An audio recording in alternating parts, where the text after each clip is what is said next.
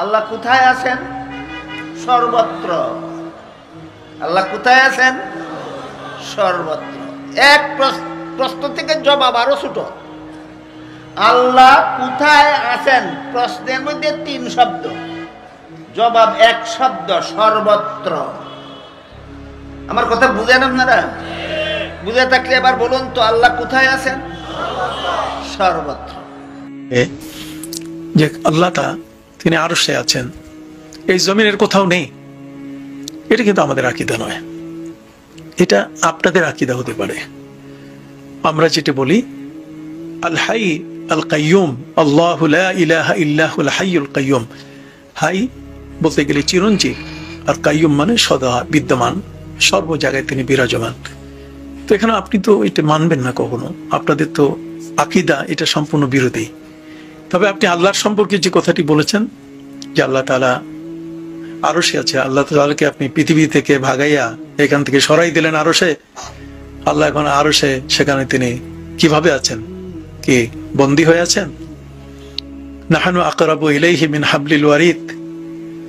আপনি এই আয়াতের তাফসিরে কি বলবেন? তাহলে আল্লাহ সুবহানাহু ওয়া তাআলার এই বিষয়গুলো সম্পর্কে আপনি আমাদেরকে নতুন আকীদা শেখাবার জন্য এই বাংলাদেশের মাটিতে যে কাজগুলো আপনি করে যাচ্ছেন, আপনি আপনার দল যে কাজটি করছে, এটা বাংলাদেশের মাটিতে সফল হওয়া বড় কঠিন। আপনারা বলেছেন আল্লাহ আরশে আছে, এই জমিনে নেই। এটা এই বিষয়ে কোনোদিন আপনাদের সাথে কোনো বৈঠকে প্রকাশ্যে গোপনে কোনো বহাসে আপোষ হবে? ওই 1400 বছর পূর্বে নবী মুহাম্মদ সাল্লাল্লাহু আলাইহি ওয়াসাল্লাম যেই প্রশ্নটি করেছিলেন ওই কাজের মেয়েকে, আইন আল্লাহ, আজকে যদি এই মুফতি সাহেবকে আপনি জিজ্ঞাসা করেন আল্লাহ কোথায়, এই মুফতি সাহেব আপনাকে 2টা জবাব দেবে। প্রথম আপনাকে বলবে আপনি বেয়াদব, আপনি আল্লাহর বিষয়ে আল্লাহ কোথায় এই ধরনের জিজ্ঞাসা করে বসেছেন। দ্বিতীয় বলবে, এরপরে সে জবাব দিবে কেন জানেন না আল্লাহ সর্বত্রই বিরাজমান। তৃতীয় বলবে এমনকি আল্লাহ আমার কলবের ভিতরেও আছে। নাউজুবিল্লাহ। লক্ষ্য করুন, এবার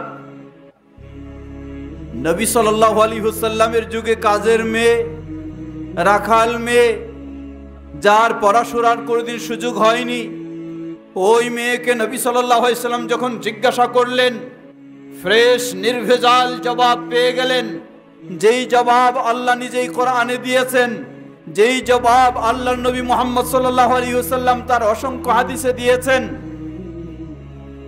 আর এই মুফতি সাহেব এত ডিগ্রি অর্জন করলেন, অথবা এই ডক্টর সাহেব এত পিএইচডি ডিগ্রি অর্জন করলেন, এরপরেও তিনি জবাব দিচ্ছেন আল্লাহ সসত্তায় সর্বত্র বিরাজমান, অথবা আল্লাহ তার কলবের ভিতরেই আছে, অথবা আপনাকে ধমক দিয়ে বলতে চায় আপনি বেয়াদব, আপনি কেন আল্লাহ কোথায় এই প্রশ্ন করলেন।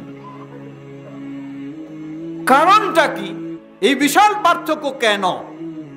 জবাব, এই বিশাল পার্থক্য, শুধু পার্থক্য এটুকুই নয়।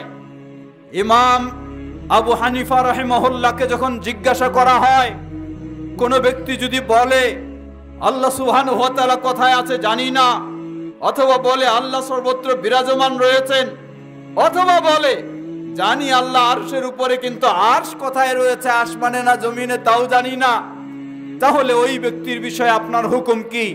ইমাম আবু হানিফা রাহিমাহুল্লাহ 1300 বছর পূর্বে স্পষ্ট জবাব দিলেন, ফাকাদ কাফারা, ওই ব্যক্তি ঈমানের উপরে নেই, সে কুফরি আকীদার উপরে রয়েছে। ওই ব্যক্তি কুফরি আকীদা। তাহলে এখন লক্ষ্য করুন কেন কুফরি আকীদায়?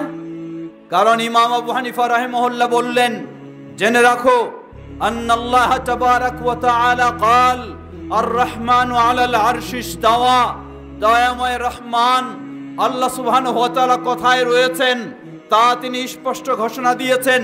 আল্লাহ নিজেই নিজের অবস্থানকে পরিষ্কার করেছেন, নিজের অবস্থান সম্পর্কে তার কিতাবে বর্ণনা দিয়েছেন।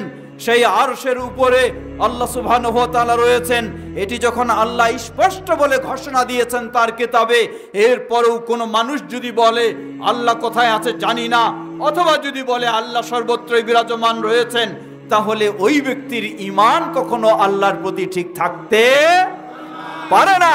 তাই ইমাম আবু হানিফা রাহিমাহুল্লাহ 1300 বছর পূর্বে ডিক্লারেশন দিয়ে দিলেন ওই ব্যক্তি ইমানের উপরে নেই, কুফরির উপরে রয়েছে। কঠিন বিষয়। ইমান, একজন দাবি করছে আমি হক্কানি ইমানদার, আরেকজন ফতোয়া দিয়ে দিলেন তিনি কিসের উপরে? কুফরির উপরে। আশ্চর্য বিষয়, এত বড় পার্থক্য কেন? এই ব্যক্তি কত শিক্ষিত, কত ডিগ্রি অর্জন করেছে? এই পার্থক্যের মূল কারণ হলো ইলম শিখব, জ্ঞান শিখব ইসলামের, কিন্তু সেই জ্ঞান যদি মা কাল আল্লাহ ওয়া কাল রাসূলুহু সাল্লাল্লাহু আলাইহি ওয়াসাল্লাম, আল্লাহ যা বলেছেন এবং আল্লাহর প্রিয় রাসূল যা বলেছেন, এটা থেকে যদি সেই জ্ঞান অর্জন না হয়, তাহলে ওই বাতিল জ্ঞানই অর্জন হবে, কখনো সঠিক জ্ঞান অর্জন হবে না। ওই জ্ঞান দিয়ে কখনো সঠিক ঈমানও পোষণ করা সম্ভব হবে না।